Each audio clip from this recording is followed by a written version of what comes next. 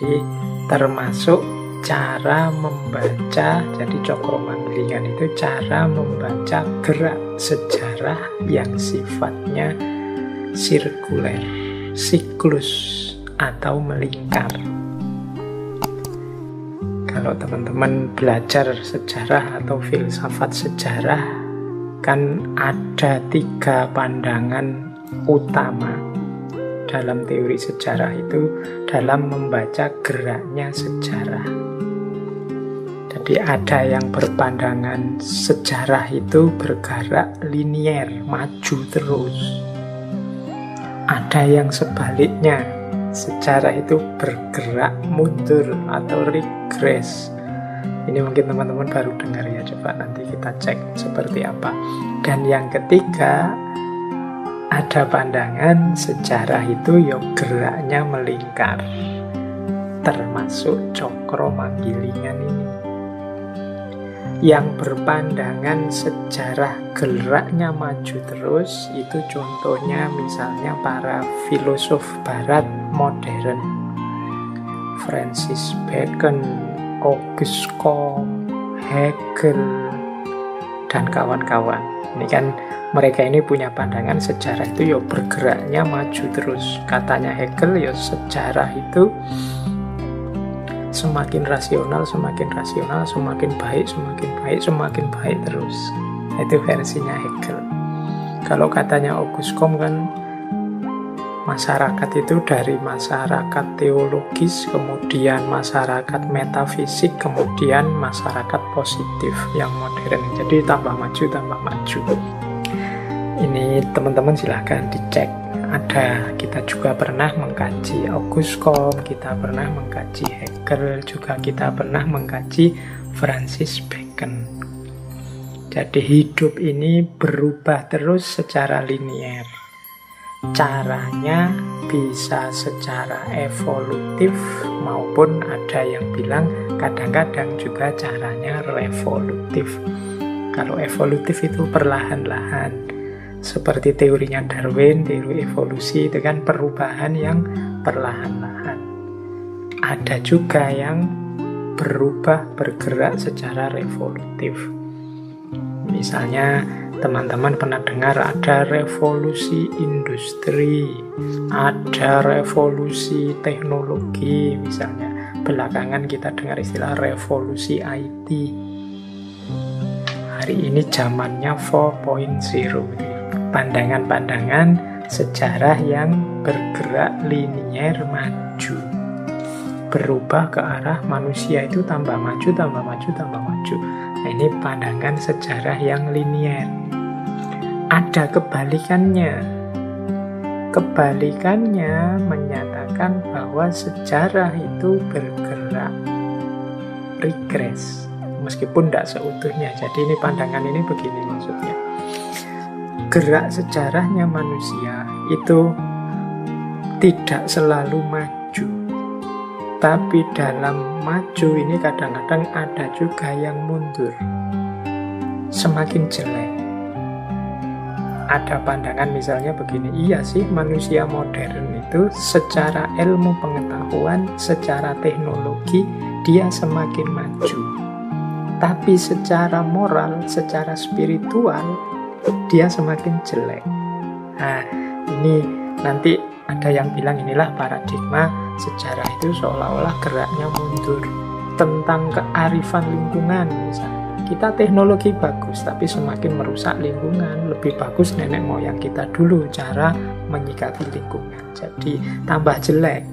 Jadi tidak tambah maju. Makanya orientasinya justru harus kita mundur ke belakang lagi.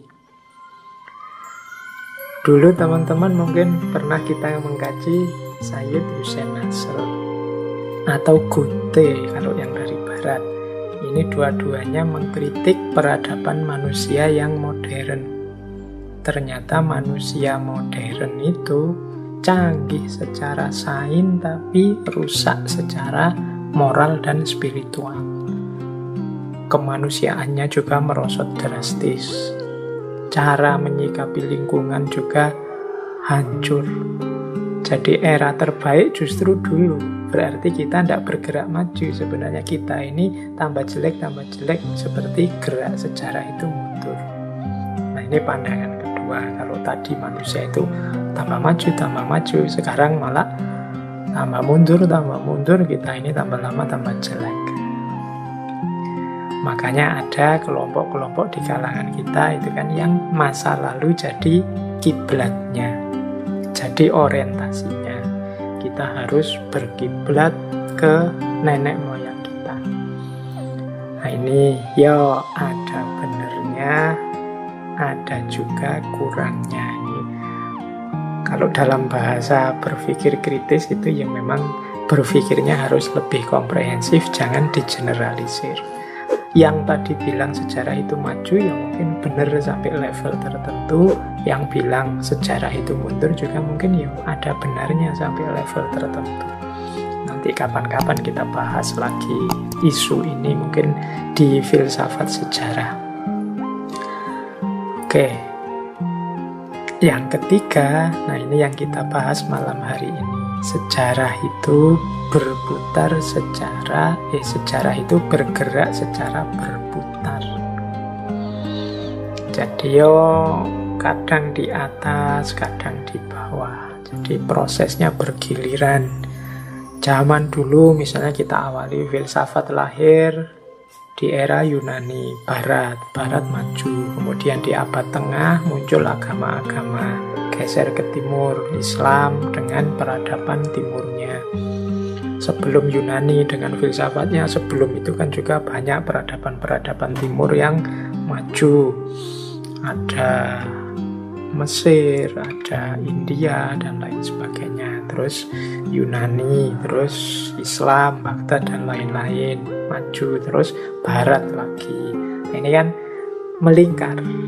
Jadi ya kebetulan zaman kita saat ini itu memang rasanya kita yang timur ini tidak sedang di puncaknya roda, kita agak melipit-melipit ada di bawah. Tapi nggak usah khawatir, sejarah itu berputar, melingkar. Yang sekarang kalah mungkin sebentar lagi menang. Tunggu saja waktunya. Yang sekarang menang jangan jumawa, pada saatnya juga akan jatuh. Sejarah itu melingkar. Inilah message pesan utama dari Cokro Manggilingan. Ya selain falsafah Cokro Manggilingan, teman-teman boleh misalnya mereview ngaji kita yang dulu kita pernah membahas Ibnu Khaldun misalnya. Ibnu Khaldun ini membaca peradaban yang siklis juga berputar. Kalau di Ibnu Khaldun kan segala sesuatu termasuk negara itu mengalami siklus. Tumbuh, kemudian diawali dari lahir, terus tumbuh, terus dewasa, terus stagnan, terus merosot, terus mati. Kita secara mikro kan juga mengalami. Negara, katanya Ibnu Khaldun juga begitu. Negara itu ada fasenya, dia lahir, kemudian tumbuh, berkembang, kemudian mateng, dewasa, kemudian stagnan, kemudian merosot, kemudian hancur, mati, lahir negara yang baru, dinasti yang baru. Nah, itu pembacaannya Ibnu Khaldun, proses ini terus-menerus. Ya silahkan, kalau teman-teman tertarik misalnya, Pak, kalau Indonesia ini fasenya ada di mana? Kalau lahir sudah ya. Mungkin kita ada di tumbuh, karena kita kan disebutnya negara berkembang, negara berflower. Kita sedang tumbuh, tapi kok lama ya tumbuhnya? Harusnya setelah tumbuh itu dewasa. Setelah itu biasanya status quo, stagnan. Atau jangan-jangan kita sudah dewasa dan sekarang sedang stagnan. Atau jangan-jangan dewasa dan stagnannya dilewati terus sekarang sedang menurun. Ya wis, monggo dibaca analisismu, coba nanti bikin tulisan ya kalau pakai teori siklusnya Ibnu Khaldun ini kita ada di mana. Dan teori ini nanti cocok dengan yang kita bahas malam hari ini, yaitu Cokro Manggilingan. Jadi hidup ini berputar seperti cakra, seperti roda.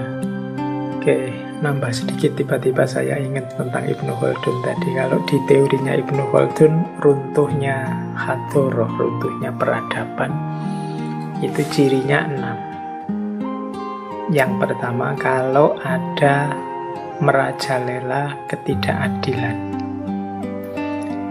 jurang kaya miskin melebar. Yang kedua, penindasan.